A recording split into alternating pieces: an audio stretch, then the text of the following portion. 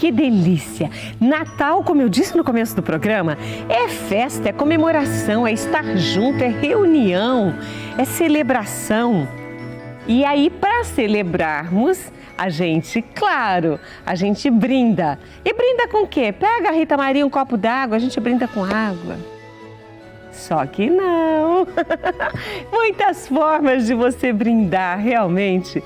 Pode ser com vinho, pode ser com frisante, pode ser com espumante ou outras coisas, porque eu não entendo, mas eu tenho uma sommelier aqui comigo que entende tudo. E por isso eu já dou boas-vindas aqui a Daniela. Mais uma vez, seja bem-vinda ao Mulher.com. Obrigada, Rita. É um prazer estar aqui. Falar sobre o que eu mais gosto. Ai, com certeza. É claro, para você chegar a sommelier, você não só degustou muitos vinhos ao longo da sua vida, mas você estudou para isso. É porque o sommelier é aquele que faz a harmonização, que dá as dicas, sabe instruir numa compra, sabe instruir numa, como eu falei, a harmonização, ou com a sobremesa, ou com o prato que vai ser servido. Isso é super importante. E agora, o sommelier faz todo esse trabalho em qualquer ocasião. Qualquer ocasião, qualquer estabelecimento, principalmente restaurantes, bares e até mesmo em casa. A arte do sommelier é pegar um prato qualquer e harmonizá-lo com vinho. E dali sai um terceiro sabor, não só do vinho no prato, mas o terceiro sabor, que é a união de todos. E olha, então agora você já conhece o trabalho do sommelier, da sommelier hoje aqui conosco. Mas agora nós vamos conhecer um pouco mais sobre os vinhos. E uma das coisas que eu quero já começar quebrando, né, paradigmas, porque, Rita Maria, eu vejo na gôndola aquele monte de vinho, não entendo nada, mas eu lembro que meu pai e minha mãe compravam o Suave. Eu vou comprar o Suave. Tem problema? Não sei. A sommelier que vai contar para nós.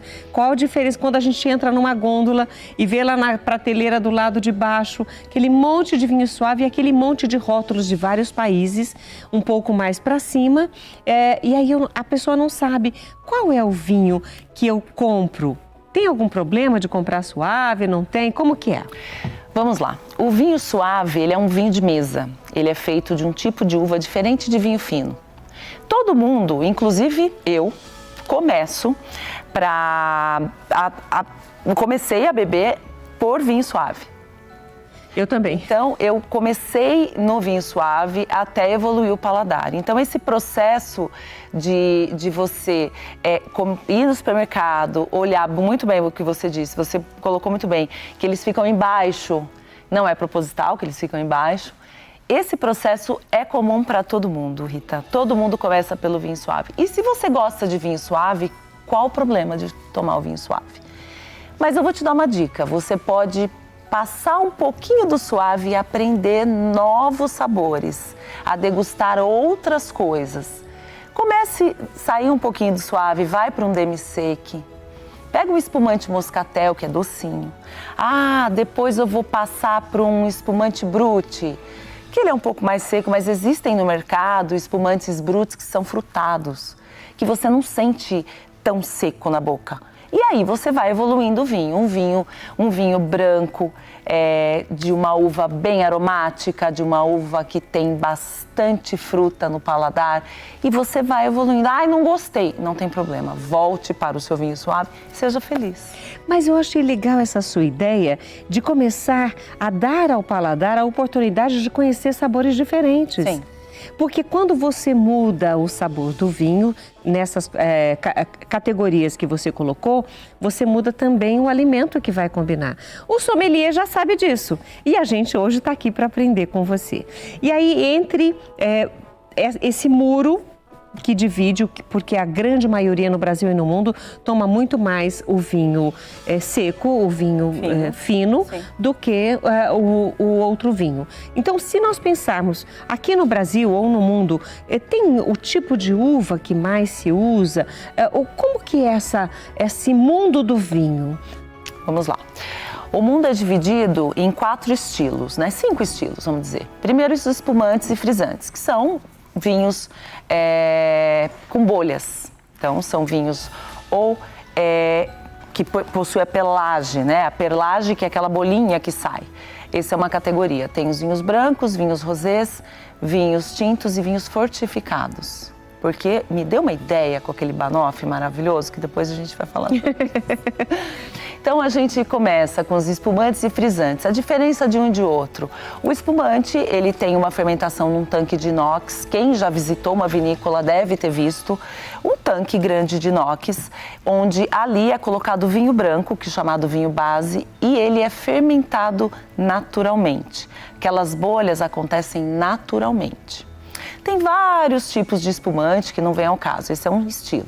Tem o frisante, que muita gente conhece como Lambrusco, na Itália, que é aquele vinho mais leve, com menos perlage. Ele é o mesmo estilo, porém, quando começa a dar muita bolha, ele é interrompido, para ficar leve bolha. Aí nós temos vinho branco, que é feito... Você sabia que o vinho tinto é feito de uva branca, certo? Que o que dá cor no vinho tinto é a casca. Vou chegar lá. Nós temos o vinho branco, aí nós temos o vinho rosé, que pode ser feito com cascas ou método de sangria, e temos o tinto. O tinto nada mais é que toda aquela polpa da uva, a uva que a gente abre, que é branca dentro, a gente coloca num tanque junto com as cascas, e as cascas ficam ali, isso que é um vinho tinto. E o fortificado, onde a gente adiciona um estilo de aguardente para ele ficar um pouco mais alcoólico e doce, que é perfeito para sobremesa. Esse, que seria, por exemplo, um porto? Um porto, um colheita tardia, um Jerez, que é da região da Espanha, que é típica de vinhos fortificados, um mais gostoso que o outro. E tem os moscatéis, os espumantes moscatéis que a gente vê muito em supermercado, fica perfeito com sobremesa. Por exemplo, esse banoffee, a gente abriu um moscatel, é perfeito. Ele é mais leve, mais refrescante, então para o Brasil. O brasileiro não tem muito hábito de tomar vinho fortificado. Ele acha que vinho fortificado é só licor. Mas não tem nada a ver, o licor é uma coisa e o vinho fortificado é outra. Então o espumante moscatel, além de estar geladinho, ele fica muito gostoso com sobremesas. Panetone, fica delícia. Oh, delícia! E aí é legal a gente também entender que cada cultura tem a sua forma de entender o vinho e de disponibilizar o vinho. Eu vou abrir um parênteses aqui agora, porque na comunidade portuguesa fala-se muito, inclusive tem músicas que cantam o vinho, inclusive o vinho verde. Que no vinho verde não é só vinho verde, porque tem o tinto, que é vinho verde. O que é o vinho verde? O vinho verde não é um vinho verde. O vinho verde é uma denominação, é um local que a gente... denominação de origem é quando a gente determina uma região produtora de vinho, chamada verde, vinho verde. Esse vinho não é verde de hipótese alguma. Ele é branco, ele pode ser rosé e pode ser tinto. Ele tem uma leve refrescância. Como ele fica na proximidade do mar, ele tem no paladar um pouco mais de salinidade. Então ele é meio crocante. Acredita, existe vinho crocante. Você degusta, você sente, ele parece que quebrar na sua boca. Tem alguns vinhos verdes que são bem levemente gaseificados. O jeito do enólogo fazer o vinho verde, mas é um vinho que é muito consumido em todo mundo, inclusive no Brasil. O brasileiro gosta muito de vinho verde porque ele é refrescante e ele combina muito com pratos da região de Portugal, leitão, bairrada, que delícia. A bairrada. Muito gostoso. Até o próprio bacalhau? O bacalhau ele é perfeito para vinho tinto, depende do estilo. Nós podemos fazer o bacalhau de vários tipos. A gente pode fazer um bacalhau cozido, bem leve, com legumes, nada de azeite. E tem o bacalhau ao forno, que ele é regado com azeite. Eu acho que fica perfeito o bacalhau regado no azeite com vinho tinto.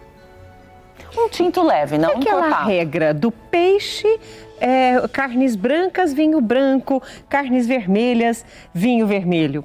Vamos lá.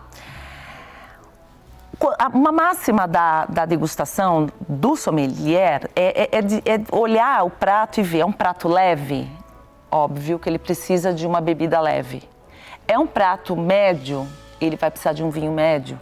É um prato encorpado, ele vai precisar de um vinho encorpado. O peixe, se você pegar um filé de salmão, um filé de pescada cozido no vapor, ele não vai combinar com vinho tinto. Primeiro porque o salmão, ou um filé de pescada, vamos dizer, ele é leve demais. Então o vinho tinto, com a pescada que vem do mar ainda, tem iodo, vai dar um choque na sua boca. É como comida japonesa e vinho tinto, isso é péssimo. Ele cria um gosto metálico na sua boca que nem a comida e nem o vinho vai estar bom. Então, quando a gente fala que vinho branco ele é bom para a comida leve, é isso que a gente está pensando. A gente está pensando em frutos do mar, a gente está pensando em saladas, a gente está pensando em peixes cozidos leve. Mas eu quero fazer um salmão, aquele bem com uma crosta, com bastante erva, aquele bem suculento. Por que não colocar um tinto leve? Como o bacalhau. Então dá para brincar perfeito. Com isso de acordo com aquilo que vai ser servido. Inclusive com carne vermelha. Se você pega uma carne extremamente grelhada, uma carne leve, imaginou aquele corte leve, por que não pegar um vinho branco, um vinho rosé, com uma passagem em madeira, que é um vinho um pouco mais robusto, e harmonizar?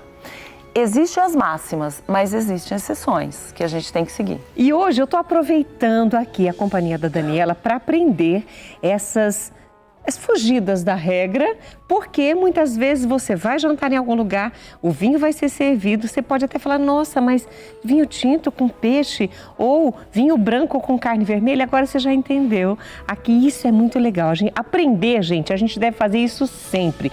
Por isso que eu convido você a continuar conosco, porque essa conversa, ela vai se estender no próximo bloco. Inclusive, nós queremos mostrar os vinhos que com muito carinho ela trouxe, que são da fabricação da família dela. E a gente vai entender, inclusive vinho espumante sem álcool.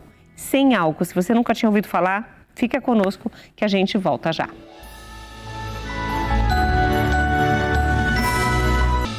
Se você gosta de vinhos, mas sempre fica aquela pulguinha atrás, e aí, o que eu compro, o que eu faço, o que eu levo para casa ou para casa de alguém? Aí tem algumas dúvidas, nós falamos sobre os estilos de vinho mais consumidos no Brasil e no mundo, já falamos isso no bloco anterior, inclusive você vai poder rever essa nossa conversa, ouvir novamente todas as instruções de Daniela Buso, que é sommelier, e está aqui conosco hoje passando estas orientações. Mas tem gente que pergunta assim, mas eu preciso entender de vinho para poder beber vinho? Lógico que não. O que vale é o que você gosta, né? Se você tem um paladar e você gosta do vinho, por que precisa entender? Entendendo, Rita, é muito mais interessante a sua experiência. Se você entender um pouquinho sobre vinho, mas nada impede de você gostar de uma outra bebida e não entender a bebida. E aí nós falamos aquela hora das prateleiras, e aí seria interessante, a pessoa não entende de vinho, nem para beber e nem para comprar. O que você sugere na hora de um presente? Excelente pergunta. Primeira coisa, procure o sommelier da loja que esteja comprando. Toda loja que tem adega, que tem uma exposição em gôndola, ela deveria ter um sommelier. Não tem sommelier, o que eu faço? Confio no seu gosto pessoal. Eu gosto muito do vinho suave, mas eu não quero tomar um suave. O que eu busco? Espumantes moscatéis, vinhos demi-sec. No próprio rótulo aparece. Eu quero um vinho para comer com bacalhau. A gente já falou no bloco anterior. Ou então, vá pelos seus sentidos, o seu gosto de uva. Eu tomei um Cabernet Sauvignon e adorei. Posso levá-lo? Leve. Depois, deixa a harmonização num segundo plano. Se o sommelier não está na loja, busque pelos rótulos tradicionais, não fuja daquilo. Porém, um pouquinho de entendimento vai te ajudar bastante. E por falar em entendimento, eu vou virar aqui, olha, vou dar no detalhe para vocês, na parte de trás deste vinho, o Narani, que é da produção da vinícola da Daniela, ela colocou neste rótulo 3 porcentagens. Quem que vai mostrar? Tá, desculpa, eu vou virar, eu vou deixar aqui mesmo, eu só vou virar aqui, olha, porque dá para ver assim. Eu quero que vocês vejam esse rótulo na parte de trás, que ele traz uma informação importante. Sim. E esse aqui não é só o vinho de uma uva só, ele é um blend. Ele é um blend. Esse vinho ele é composto por 3 uvas. Ele tem Pinot Noir, Teróldego e Nebbiolo. Geralmente, os vinhos constam que estilo de produção, estilo de fabricação e quais são as uvas que estão no rótulo. Nós temos hoje, Rita, uma divisão entre vinhos de Velho Mundo e vinhos de Novo Mundo. Tudo que é Europa é Velho Mundo, tudo que é fora Europa é Novo Mundo. Os rótulos são diferentes. No Velho Mundo a gente vai ver muita região. Então a gente vai ver Douro, a gente vai ver Bordeaux, a gente vai ver Dão, a gente vai olhar bastante Borgonha, na França, Montalcino, na Itália. Isso é por região. Nos rótulos do Novo Mundo, a gente encontra as uvas, a região, mas as uvas embaixo. Por que isso? Eu não vou entrar muito no detalhe, mas o Velho Mundo, ele dá mais, não valor, mas ele reconhece os rótulos com o terroir. Terroir é todo aquele processo, é todo solo, temperatura, estilo de vinificação daquele produtor naquela zona. O Novo Mundo não, ele olha além do terroir, ele olha o tipo da uva que está sendo plantada. Na Argentina a gente tem muito Malbec. O Malbec é uma uva, acredite, francesa, da região de Cahors. Só que ela se adaptou muito bem em Mendoza. Por isso que na Argentina o que mais tem é Malbec. Quando a gente compra um rótulo de Malbec, a gente vai ter o nome do produtor, vai ter o nome do vinho, Malbec é a região. No Velho Mundo não, a gente vai ter um vinho DOC Douro. E agora? O que tem no DOC Douro? Tem várias uvas que compõem aquele terroir. Então, quando a gente for comprar vinhos, tem que entender muito bem o Velho Mundo e o Novo Mundo. Se eu quero um vinho da Europa, ele não vai ter uva. Possivelmente no contrarótulo o produtor especifique, mas é raramente. No Novo Mundo é mais fácil. Sempre vem. Então você quer comprar um vinho americano, Estados Unidos, vai ter a região e vai ter o estilo da uva. Cabernet Sauvignon, vai ter Chardonnay, que é uma uva branca. O Cabernet Sauvignon, que é o vinho mais plantado e cultivado no mundo. Porque ele faz blend com Bordeaux, que é um blend fantástico, que é Cabernet Sauvignon, Cabernet Franc e Merlot. Então, por isso que a gente tem. Esse daí é um rótulo brasileiro, feito na vinícola brasileira, então tem as 3 uvas. Olha, aqui tem 67% de Pinot Noir. Sim. Né? Depois, Nebbiolo tem 16,5% e o Teróldego.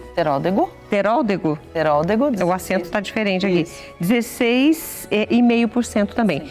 Isso vocês chamam de blend. O blend é a junção de vários tipos de uvas. Isso necessariamente não é um percentual absoluto. É 33,33 de cada um. Uhum. Não. Aqui o que a gente tem? A gente tem um pouco mais de Pinot Noir, porque a gente queria dar uma leveza no vinho. E a gente pôs a junção do Nebbiolo com a Teróldego, que são uvas. A Nebbiolo, ela é a clássica uva que faz o Barolo na Itália. E a Teróldego é uma uva que está se adaptando ainda ao terroir brasileiro, mas também italiana, que dá um pouco de corpo. Então o enólogo teve que equilibrar uma uva tão leve, tão difícil de cultivar, que é a Pinot Noir, com Barolo, que ela possui uma acidez extremamente alta, com a Teróldego, que dá corpo. Então esse blend não é absoluto. Isso é a magia, a alquimia do enólogo. É maravilhoso. E eu achei bonitinho, gente. Eu tenho que mostrar porque esse vinho Narani que é da produção da Daniela. É Narani porque é Ná de Natasha, o RA de Rafaela, que inclusive está aqui conosco. Obrigada, Rafaela, por estar aqui conosco. E o Ni aqui, olha, de Nicolas. Então ela colocou, se a gente observar que tem 3 crianças aqui e as iniciais do nome dos filhos. Então é gostoso você saber que aqui no Brasil tem primeiro um vinho que foi pensado, cuidado, pesquisado, testado e principalmente com esse carinho de colocar aí o nome dos filhos. Agora eu queria que você falasse daquele espumante. É um espumante. O espumante, esse é um espumante lançamento, a gente é parceiro exclusivo do proprietário. Ele é um médico e ele quis colocar dentro da garrafa um pouco mais de facilidade e inclusão. Então é um espumante zero álcool. Zero álcool, zero mesmo. 0,0000001% de álcool. É um espumante tranquilo para você tomar zero álcool. Então, pessoas que estão fazendo uso de medicamento, que gostariam de abrir um espumante, brindar na taça, podem, que existe espumante sem álcool. Sim. Esse aqui como sugestão. Pessoas, idosos, enfim, pessoas que estão aí com restrição. Olha só, as mães vão amamentar os filhos, podem tomar sem medo. As grávidas. As grávidas, olha isso. E tem gente que opta por não querer álcool, né? Para ter uma vida um pouco mais leve. Então, a gente, junto com o produtor, a gente quis trazer essa novidade porque é importante a gente fazer essa inclusão. E é um espumante, sim, é um espumante gaseificado naturalmente como um processo de espumante com álcool. Eu preciso fazer uma pergunta, nós temos segundos para encerrar, mas eu não posso perder a oportunidade. Nós já estamos disponibilizando aí as formas de contato, o pessoal vai colocar mais uma vez na tela, mas as pessoas sempre ficam na dúvida. Eu preciso da taça, eu tenho o vinho na taça, ele é diferente? O vinho na taça é diferente. A taça não foi feita por acaso. E ela não tem aquela haste por acaso. Uhum. A taça serve para beber vinho corretamente. Você segura pela haste para não esquentar a bebida em cima. Você pega... Vou pegar o copo. Tá. Se eu pego aqui, o que aconteceu com a minha água? Já esquentou. Nada impede de você querer tomar um vinho aqui, mas a taça vai te dar uma experiência sensorial muito mais interessante. Então, sempre pela haste. Sempre segurando através da haste. Nunca aqui. Se você vai servir, o pessoal às vezes coloca... Enfia o dedo assim. Não é chique, viu, gente? Não é chique.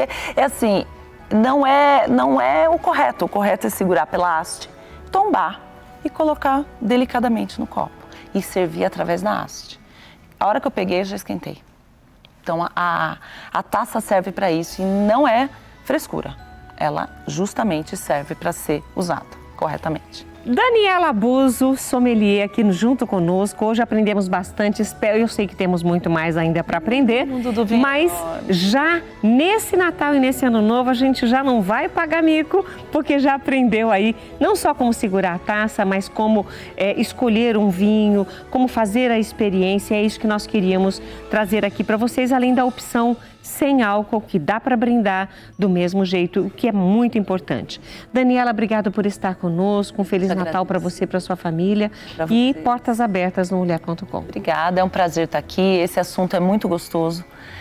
Gostaria de voltar para a gente falar outras coisas, que o mundo do vinho é extenso, é enobrecedor, assim, e tem muita história. E aí, de repente, a gente pode até trazer, desculpa, eu vou voltar para cá, eu vou trazer a Daniela para ensinar a gente, olha, que essa sobremesa, ela deu a dica da banoffee, mas de repente outras harmonizações. Agora nós vamos para o nosso intervalo e, é claro, a gente volta já. Fique conosco, porque ainda tem um talher para ser feito com biscuit. Que é isso, Rita Maria? Você vai aprender já já.